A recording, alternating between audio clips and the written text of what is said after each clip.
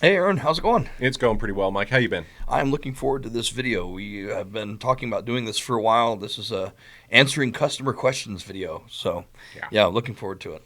No, we've had a lot of folks reach out to us, especially over the last year, wanting to know, all right, I snagged your optic. I love the thing, but how do I get it onto my firearm?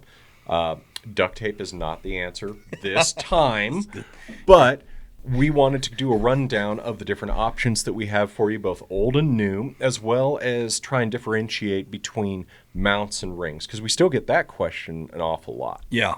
So, yes, Velcro is not recommended to attach your scope to your rifle. Yep. So let's talk about our cantilever options first. Let's start with Yes. the oldest and go to the newest. Yeah, so our first mount that we ever made was the Independence mount. And it was surprisingly stout and tough for as affordable as it was back then. The only thing that a lot of folks asked us is, hey, this is a little on the heavier side. Is there anything we can do about that? So we went from half-inch steel thumb nuts to T25 Torx bolts. Now, the benefit to that was not only is it much lighter, it's also much more low profile. Yeah, so it'll snag on everything. Exactly. It's not going to grab your sling or snag on your pack, whatever. And that trimmed down the weight a surprising amount so that the current Independence mount comes in at only about 5.2 ounces. And that's pretty good. 6061 T6 aluminum, so it's got some flex to it. And it's not going to break the bank, but it's still also surprisingly tough. We tortured them pretty good, and we're really happy with how well they held up. Yeah. The Centerline height's 1.5 inches on those, and so if you're used to shooting an AR with iron sights, this is going to feel right at home for you. So if you're not sure and you just want to do like the most standard thing to start with, it's my first LPVO. I'm used to iron sights and I'm an iron sight guy, and now I'm trying out like a 1-4 or a 1-6 Tomahawk. Go with the affordable Independence mount to start with. Later on, maybe you can tweak it, try some buddies, and see if maybe a taller mount's for you or whatever. But you won't be wrong with the Independence mount. If you're used to shooting ARs with irons, it's going to feel right at home for you. It's a very easy way to get in and try and see how you like LPVOs, because there's still a lot of folks that are just jumping on this train. So it's a really easy way to transition in. Yeah. Now, going from Independence mount, our next mount was the Hostile Engagement mount, which we have our new version of the Hostile Engagement mount displayed here on this Wyndham Weaponry AR.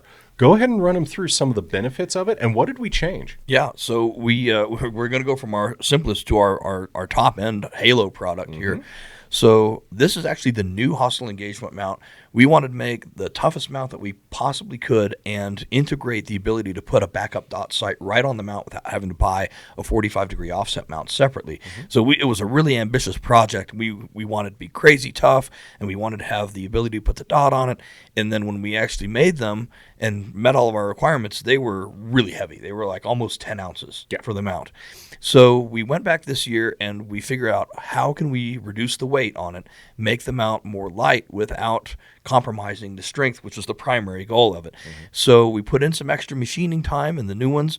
They look really cool, and they're skeletonized, and they have little cuts in them to remove metal where possible without really sacrificing the core of the strength. Still 7075 aluminum and hard coat finished on these, which does increase the cost, but also increases the toughness. This one is set up the way that my friend Clint at Classic Firearms showed me. He convinced me it was the right way to go. So you have 4 choices here. You can go on the right side or the left side. You can go front cap or rear cap. I'm now doing what Clint does. I'm putting mine on the right side on the rear cap. So I'll just go ahead and pick it up here. And I'm looking through the primary optic, my Kentucky Long 2-12 with my right eye. I need to transition over to my dot sight, and I just roll the whole gun over until the dot sight is straight up and down as if it was on, just on the receiver. And it's in that same orientation to my eye, and I can see my green dot with my left eye now.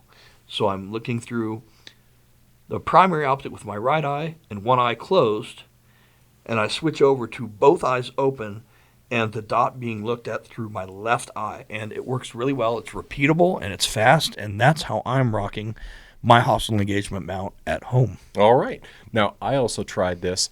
The only thing that I ran into is because of the shape of my face, I'm not quite able to do that. So that definitely works for you and Clint, because I've watched you both shoot it that way.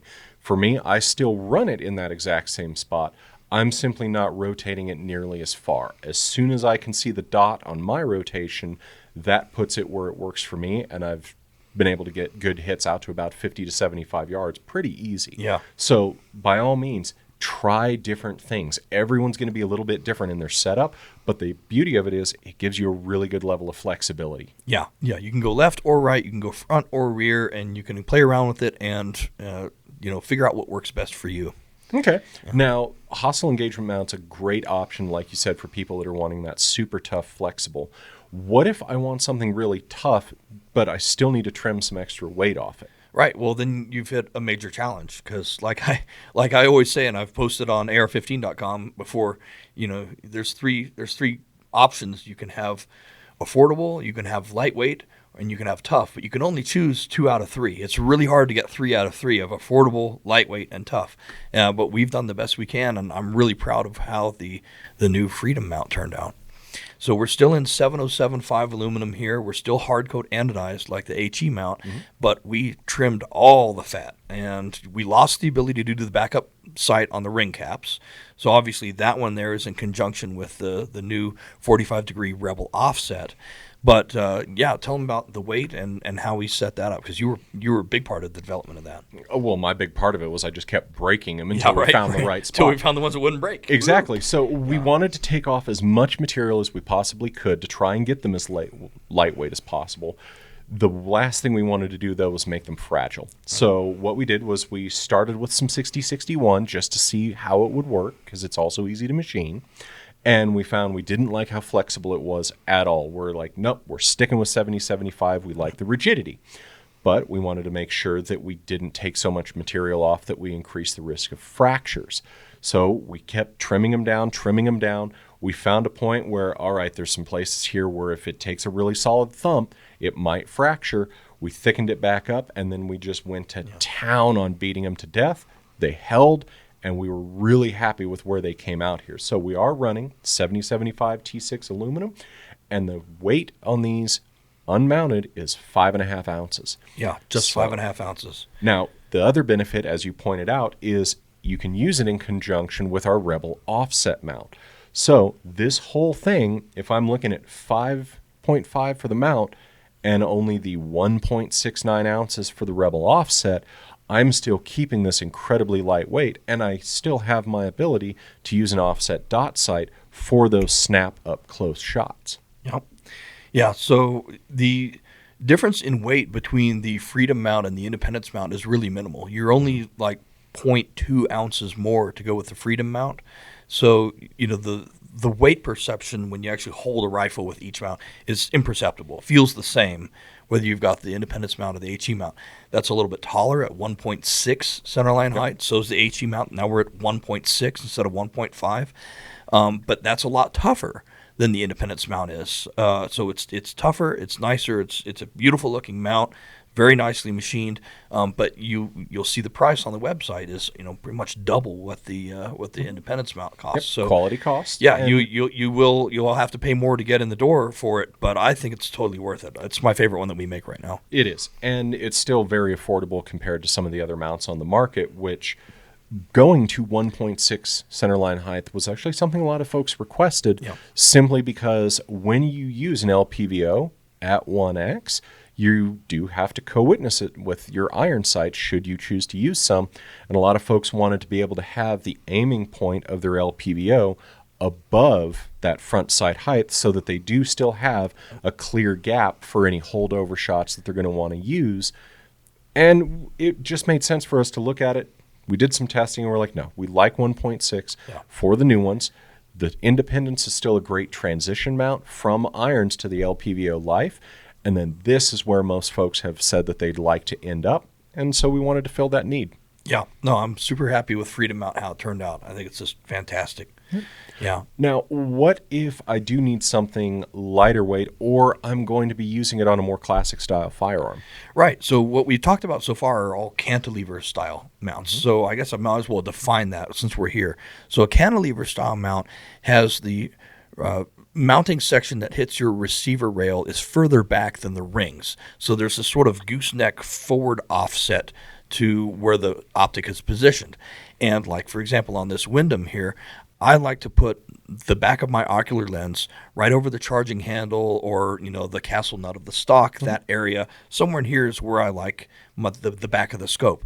Well, if I was going to do rings, I'd have to wind up putting that front ring somewhere on the handguard, and I would rather not do that. I'd rather have my mount on the receiver, right? So that shifts the whole optic forward, and that's very, very common for AR type platforms. When folks message us and say, hey, I've got a Ruger bolt action, which mount or rings should work for me? The real question is not whether it's a bolt action or a semi-automatic. That action type doesn't really matter that much. What matters is the ergonomics of the stock versus the receiver rail. So on an AR, the stock is very much in line with the receiver rail. And we've got two bolt actions here. The same thing with the RPR. It's got AR-15 style ergonomics in a gun that happens to be a bolt-action precision gun. Underneath it is a Ruger American. They're both Ruger products, but this is a more classic hunting style gun with a Monte Carlo style stock, and it really needs rings. And why don't you explain to them why you can't do a one-piece mount with this rifle? Yeah, as you can see, if you look at the Ruger American, it's using what we would call a two-piece mount, meaning that you have a small section of mounting rail in the rear, and then you cross over the top of the ejection and loading port, and then there's another piece. Well, the snag you run into there is my one-piece mount's claw mount on the bottom can't bridge the gap. It's not long enough. It Exactly. doesn't line up. So I'm going to need to use rings. And this is still incredibly common on all classic sporting style rifles because they're trying to keep the weight down as much as possible. So you do two rings, one on each spot. You can still move the optic forward and rear in order to find the perfect eye relief once you've mounted the gun. But it not only keeps the weight down, it also allows you to keep that ejection port very open so that when you're running your bolt and ejecting your spent casings or even inserting new ones in, it keeps the space open for you to have room. With something like a chassis style gun like the Ruger Precision Rifle, they just moved everything up a little taller and gave it a true one-piece mount. This is great for strength and precision, which is what a rifle like that is made for. I do know some folks that decide to lug one of those around the mountains should they want to go hunting. Get stronger. Right? But also, for a lot of bench rest competitions where a lot of your shots are either going to be taken prone or seated, it works really well to have a slightly more heads-up look while still being able to have the rigidity of that one-piece mount. So you can decide what you want and what firearm's going to work for you, and then you can decide, all right, now I need taller, lower. Well, rings work incredibly well if you want that optic mounted as low as you can to the barrel. So that's why we make our 1.1 rings. If you do want to do most of your shooting from the seated position, that's where the 1.6 on something like a Ruger Precision Rifle is going to be very comfortable for you. Right. And like I said, it's really the ergonomics of where your head is, where your eye is compared to the optic that's going to determine this. So, if we started out with this Ruger American here, it's set up correctly for the way it's configured right now with 1.1 inch rings. If I got an aftermarket chassis to make it look more like the RPR above it, which they do make for these, and now all of a sudden I've switched my ergonomics to an AR-15 style chassis setup, well, those 1.1 inch rings are probably not going to work for me anymore. I may have to get 1.6 inch rings because I bought that chassis for that rifle. So it's still the same rifle. It's still a bolt action. The barrel's the same. The trigger's the same. All that stuff's the same. But you've changed how your head interfaces with the receiver rail of that rifle, and so you're going to have to change your ring height. Yep. And because we have different uses for different optics on different style firearms, we still have both the Freedom line of rings and our Hostile Engagement line of rings. So that same interface with the reflex dot sight, you can get those in our rings as well as our HE mount. And that's super smart too, because sometimes the hunters like to have a lot more magnification. They've got a 4-16 on there. They've got a 2-12 on there. They might have something with a lot of magnification. You might want a backup dot sight on your hunting rifle, and we can make that happen for you. Yep. Yeah. So, guys, that's it for our lineup. If you have any questions, please hit us up in the comments, and we will be happy to answer. We do this stuff all the time. We talk about this stuff every day, not just on camera. We answer these questions every day. So please hit us up in the comments section. If you like the material that we're putting out, do us a favor, hit the like button, subscribe to our channel so that you can keep up with all our new releases, and we'll see you on the range, guys.